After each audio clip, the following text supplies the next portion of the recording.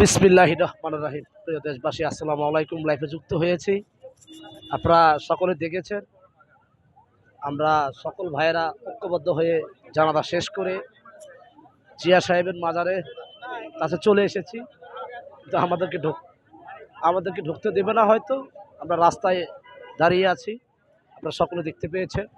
এবং আমাদের আপসের নেত্রী, গণতন্ত্রের মা, দেশ মাতা, প্রতিবাদী নেত্রী, সাহসী নেত্রী, বিপ্লবী নেত্রী, আমাদের বাংলাদেশের 18 কোটি মেহনতি মানুষের চোখের মণি, সেই দেশ মাতা, আপসের নেত্রী, গণতন্ত্রের মা বেগম খালেদা জিয়া আমাদেরকে একা রেখে এই দুনিয়া ছেড়ে চলে গিয়েছেন। ইন্না লিল্লাহি ওয়া ইন্না ইলাইহি রাজিউন। এবং তার রূহের মাগফিরাত কামনা করছি এবং আল্লাহ পাক রব্বুল আলামিনের কাছে দোয়া চাচ্ছি, আল্লাহ যেন ওনাকে জান্নাতবাসী করে এবং ওনার গুনাহগুলো যেন মাফ করে দেয়। আর আমাদের বাংলাদেশের 18 কোটি মেহনতি মানুষের কাছে আমরা দোয়া চাচ্ছি, সেটা হলো আপনারা আমাদের আপসের নেত্রী, গণতন্ত্রের মা বেগম খালেদা জিয়া যেন আল্লাহ পাক রব্বুল আলামিন বেহেশত নসিব করে, সে দোয়াই করবেন। এবং আমাদের ৬৮,০০০ গ্রাম বাংলার থেকে যে শ্রমজীবী মানুষ, মেহনতি মানুষ এত কষ্ট করে দূর দূরান্ত থেকে এসেছে, আমাদের জাতীয়তাবাদী দল বিএনপির পক্ষ থেকে সকলের প্রতি রইল প্রাণঢালা অভিনন্দন, আন্তরিক শুভেচ্ছা এবং ভালোবাসা দোয়া রইল। আপনারা সকলে ভালো থাকবেন। এবং আমাদের দেশনেত্রী, জনতার নেত্রী, দেশমাতা, আপসের নেত্রী, গণতন্ত্রের মা, সে কখনো মিথ্যার কাছে আপোষ করেনি, কখনো মিথ্যার কাছে পরাজিত হয়নি।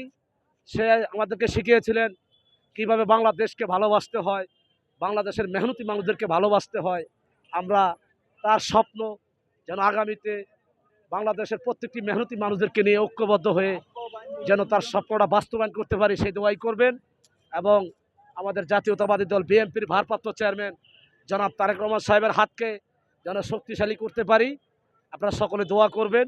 এবং আমাদের ভারপ্রাপ্ত চেয়ারম্যান জনাব তারেক রহমান সাহেবের পাশে থাকবেন। এবং আমাদের বাংলাদেশের যে আইন শৃঙ্খলা বাহিনী, যে মেধাবী গর্জিয়াস অফিসার ভাইরা আছেন, সকলের জন্য দোয়া করবেন।